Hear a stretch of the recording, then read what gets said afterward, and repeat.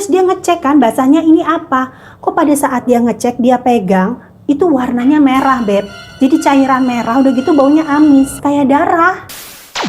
Halo Beb, selamat datang kembali di vlog gue. Apa kabar semua? Sehat selalu ya. Gimana? Udah sumpah di rumah? Udah kepengen banget nih yang namanya piknik? Sabar, ditahan dulu. Ini yang namanya pandemi soalnya masih naik terus grafiknya ya kan. Masih melonjak terus. Belum turun-turun Beb. Ngeri jadinya kita kan. Jadi kalau udah kepengen piknik, namanya udah rindu berat gitu ya, kepengen ke tempat wisata, ya udah yang deket-deket aja. Nggak usah yang jauh-jauh sampai keluar kota. Di Jakarta juga ada kok banyak malah tempat wisata yang bisa kita kunjungin. Misalnya nih kalian kangen pantai. Ada Beb, ini lokasi yang ada pantainya. Ini udah terkenal banget sama warga Jakarta. Apalagi kalau misalnya libur tahun baru atau libur sekolah. Waduh, rame banget ini tempat. Dan juga ya, selain adanya pantai, di lokasi objek wisata ini ada juga tempat bermain. Juga ada yang namanya akuarium terbesar di Indonesia. Nah, udah bisa nebak kan di mana tempatnya? Iya, bener banget. Ini adanya di Taman Impian Jaya Ancol. Tapi ya Beb, di tengah popularitasnya udah terkenal banget yang namanya Ancol ini, ada terselip suatu kisah yang udah beredar banget di tengah masyarakat dari zaman dulu kala. Bisa dikatakan ini namanya urban legend yang berkaitan sama Ancol, atau lebih tepatnya jembatan Ancol. Jadi hari ini Beb, gue akan membahas mengenai kisah urban legend dari si manis jembatan Ancol. Kalian sih pastinya udah sering denger ya yang namanya kisah-kisah mistis atau kisah-kisah seram terkait dari cerita si manis jembatan Ancol. Tapi pasti masih sedikit nih yang tahu mengenai sejarah munculnya kisah ini, kenapa sampai sebegitu terkenal keangkerannya di tengah masyarakat. Awal kisahnya ini terjadi masih di zaman Belanda Beb, yaitu di abad 19, waktu itu namanya belum Jakarta tapi masih Batavia. Ini ada seorang ibu namanya Mak Emper yang bersama dua putrinya itu tinggal di sebuah paviliun seorang juragan kaya raya di Batavia. Jadi Mak Emper ini kerja sama juragan itu Beb, dan sekaligus tinggal bersama kedua putrinya di paviliun atau di rumah si juragan itu. Beranjak remaja, kedua putri dari Mak Emper ini tumbuh menjadi seorang gadis yang manis, yang cantik, yang banyak menarik perhatian orang Beb. Salah satunya adalah putri bungsunya yang bernama Siti Aria. Jadi Siti Aria ini tumbuh menjadi seorang gadis yang sangat menarik gitu, cantik, manis, pokoknya bikin orang-orang sekitarnya itu suka gitu sama dia, seneng melihatnya. Salah satunya yang tertarik sama Siti Aria ini adalah juragan atau majikan dari Mak Emper tinggal. Saking dia tertariknya, udah jatuh cinta banget nih sama Aria, dia akhirnya memutuskan untuk mengambil Aria sebagai selirnya Beb. Siti Aria otomatis menolakkan permintaan dari juragan tersebut karena ada dua alasan. Yang pertama, dia nggak mau dijadikan selir. Dan alasan kedua adalah empoknya atau kakak kandung dari Aria ini belum menikah Beb. Karena dia tidak mau ini sampai dipaksa kawin, akhirnya dia melarikan diri dari pavilion tersebut.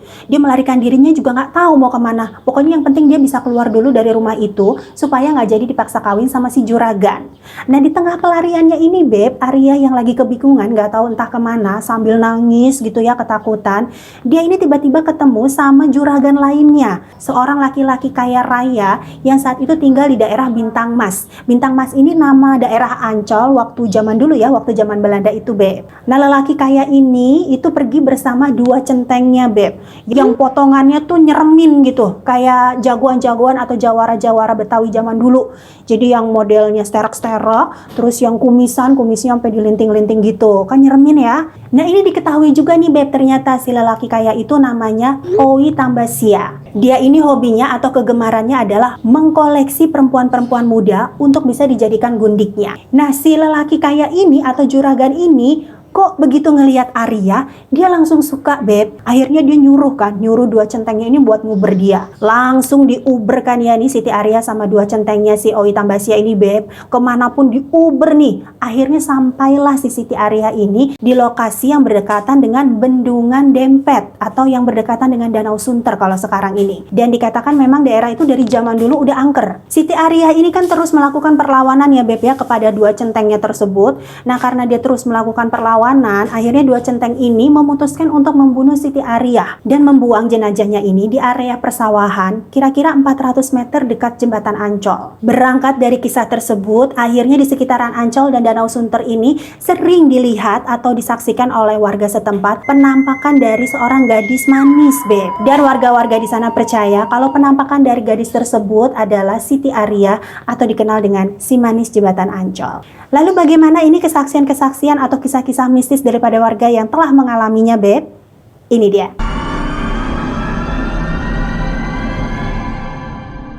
Cerita yang pertama ini kejadiannya ada di tahun 1960-an, Beb, di mana waktu itu daerah Ancol dan Sunter masih banyak terdapat empang atau tambak-tambak. Sehingga banyak di daerah tersebut ini orang yang menawarkan jasa untuk dayung perahu, Beb. Kebetulan yang memiliki kesaksian daripada cerita pertama ini adalah seorang pendayung perahu. Suatu malam si pendayung perahunya ini berencana untuk pulang. Pada saat dia mau pulang, kok tiba-tiba ini ada seorang gadis nyamperin dia, minta dianterin pakai perahu, Beb. Ya karena dia merasa iba ya, kasihan ada gadis malam-malam sendirian. Akhirnya dianterin juga ini ke tempat yang diminta sama si gadis ini. Begitu sampai, si gadisnya ini ngebayarkan ya, dia ngasih sejumlah uang kepada si pendayung perahu tersebut.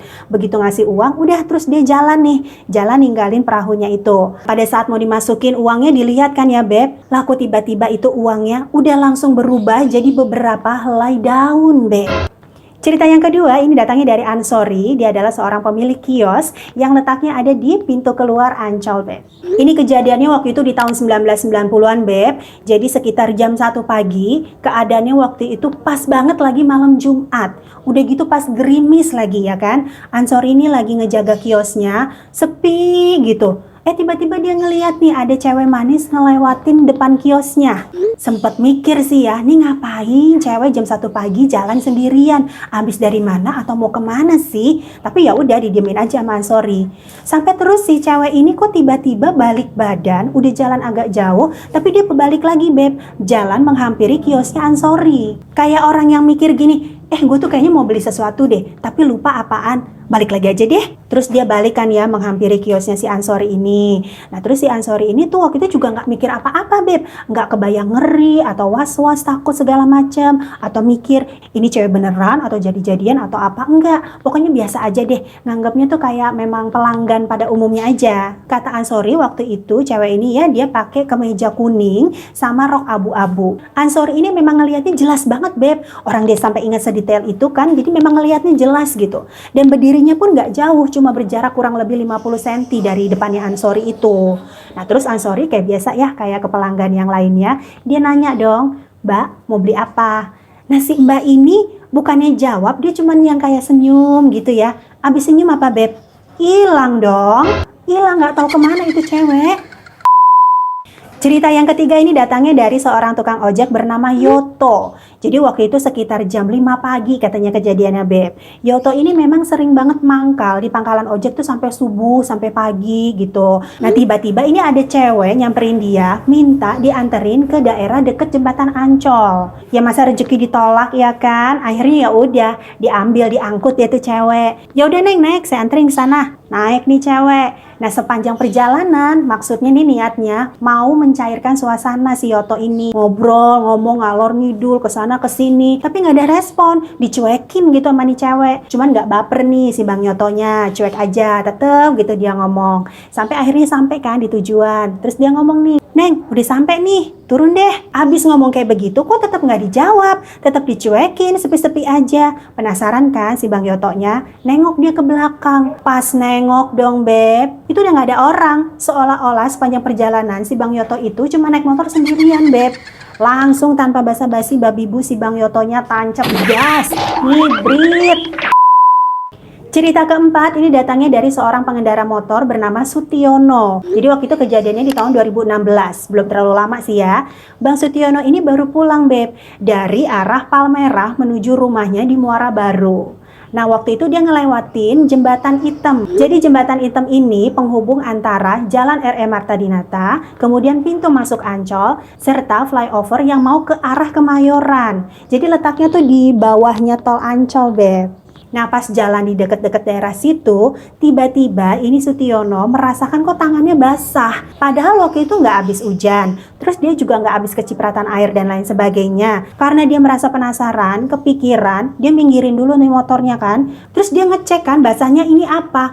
Kok pada saat dia ngecek, dia pegang, itu warnanya merah, Beb. Jadi cairan merah, udah gitu baunya amis, kayak darah. Waduh, otomatis itu bulu kuduk langsung berdiri. Dia gemeter ketakutan, Beb. Itu darah apaan, darah siapa? Karena tangannya sendiri pun gak ada luka sedikit pun. Sama kayak Bang Yoto tadi ya, si Mas Sutiono ini langsung tancap gas, langsung ngibrit lari seketika dari TKP.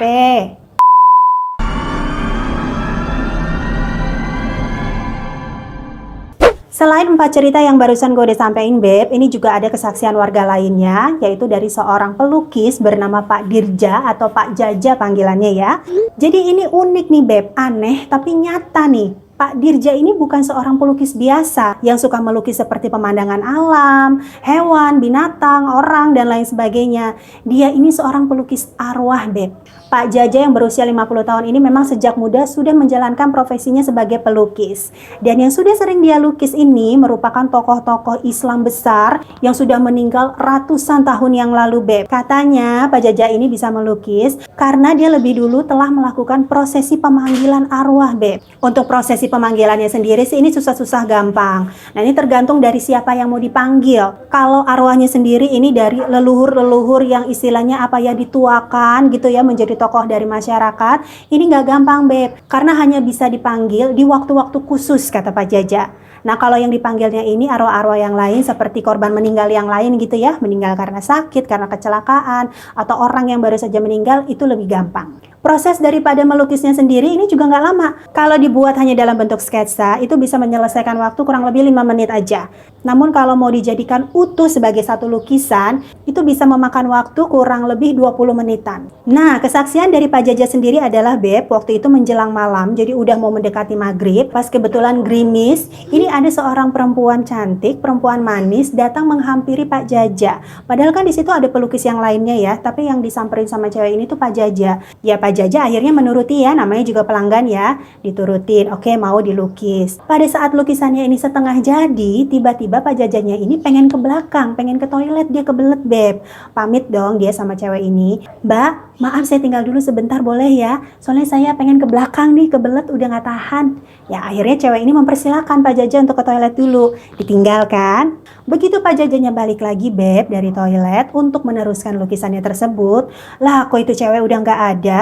Terus akhirnya Pak Jaja nanya kan sama pelukis lain yang ada di situ, tadi lihat nggak cewek yang barusan saya lukis? Kemana ya? Barusan saya tinggal sebentar ke belakang, pas saya balik lagi kok udah nggak ada. Kata pelukis lain yang ada di situ, dia bilang, iya Pak, barusan itu cewek pergi ke arah sana, nunjukin ke satu arah lah. Si Pak Jajanya ini penasaran kan, akhirnya dia ngecek nih ke arah yang ditunjukin sama si pelukis lain itu. Oh iya bener, cewek yang tadi itu tuh jalan ke arah sana. Cuma kok ada yang ganjil ya? Cara jalannya ini, Beb, itu nggak kayak cara jalan manusia biasa. Menurut kesaksiannya Pak Jaja, cewek itu jalannya melayang, Beb.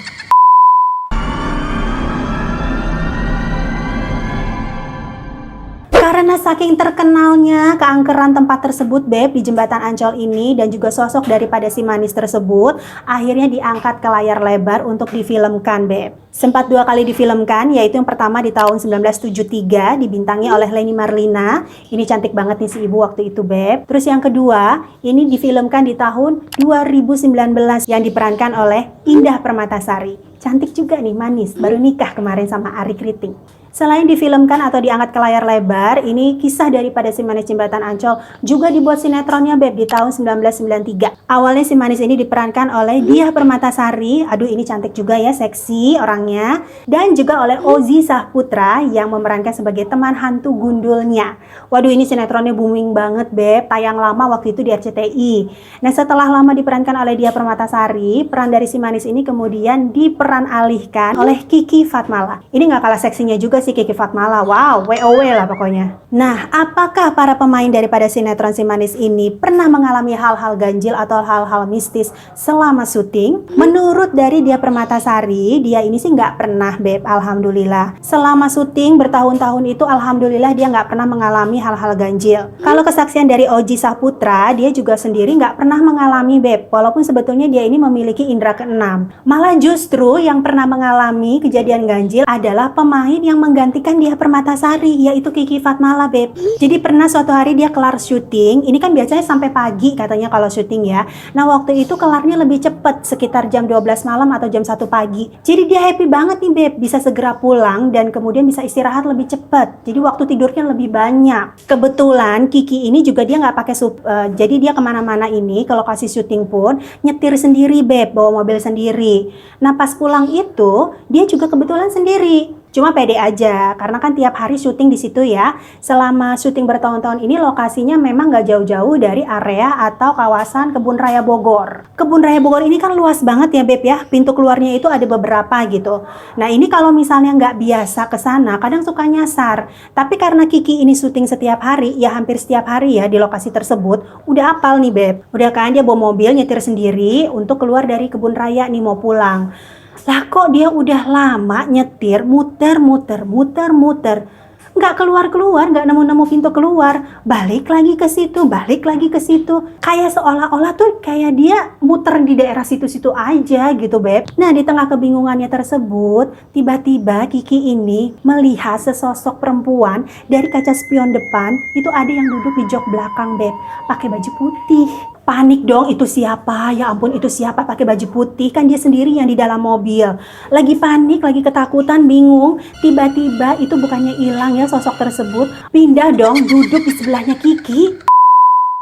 Ya itulah tadi ya, Beb ya, kejadian-kejadian mistis atau pengalaman-pengalaman mistis yang dialami oleh orang-orang terkait dari Si Manis Jembatan Ancol ini. Memang belakangan berita mengenai Si Manis Jembatan Ancol ini nggak terlalu santer terdengar ya, Beb ya. Cuma kawasan Jembatan Ancol sampai dengan sekarang sih tetap ya dianggap angker sama warga sekitar. Jadi buat orang-orang yang kebetulan melintasi daerah tersebut, ini sering diminta atau ada aturan yang diberlakukan, Beb, yaitu membunyikan klakson. Intinya sih untuk menghormati arwah Siti Aria atau Si Manis Jembatan Ancol yang dipercaya masih menempati di daerah tersebut. Oke, Beb, itu tadi sejarah mengenai urban legend Si Manis Jembatan Ancol beserta kesaksian-kesaksian yang telah dialami oleh warga-warga setempat. Gimana? Apakah kalian suka? Atau justru penasaran? Pengen juga ngedatengin daerah seputar Jembatan Ancol? Ya silahkan aja, kita mah nggak ikut-ikut. Sekian dulu vlog kali ini, Beb. Terima kasih banyak untuk kalian yang sudah menonton sampai akhir. Sampai ketemu lagi di vlog berikutnya. Jangan lupa untuk klik like-nya, komen-komen, di-share yang banyak, dan klik tombol subscribe-nya. Sampai jumpa lagi. Bye now.